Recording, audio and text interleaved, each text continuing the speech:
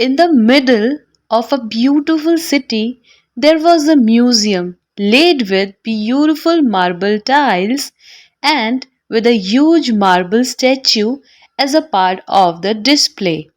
एक खूबसूरत शहर के बीच में सुंदर संगमरमर की टाइलों से सुसज्जित एक संग्रहालय था और प्रदर्शन के एक भाग के रूप में संगमरमर की एक विशाल मूर्ति भी थी. Many people from all over the world visited the museum every day and admired the beautifully crafted statue. दुनिया भर से कई लोग हर दिन संग्रहालय का दौरा करते थे और खूबसूरती से तैयार की गई मूर्ति की प्रशंसा करते थे.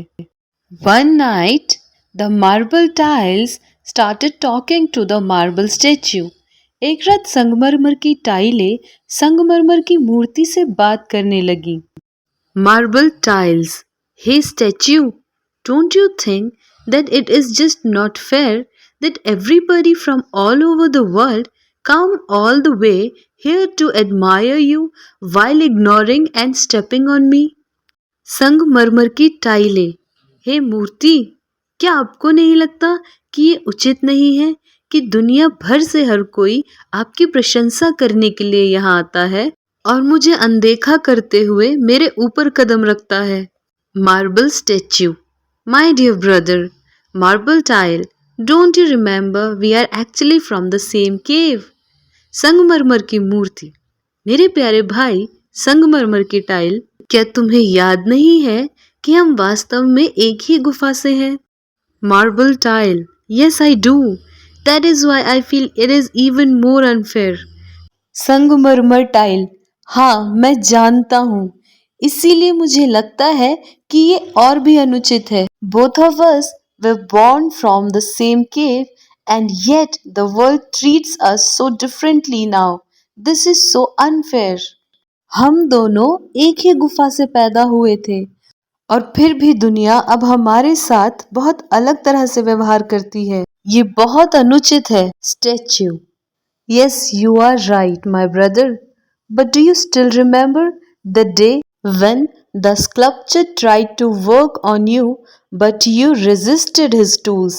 मूर्ति, हाँ, आप सही कह रहे हो मेरे भाई, लेकिन क्या आपको अब भी वो दिन याद है जब मूर्तिकार ने आप पर काम करने की कोशिश की थी, लेकिन आपने उसके औजारों का विरोध किया था?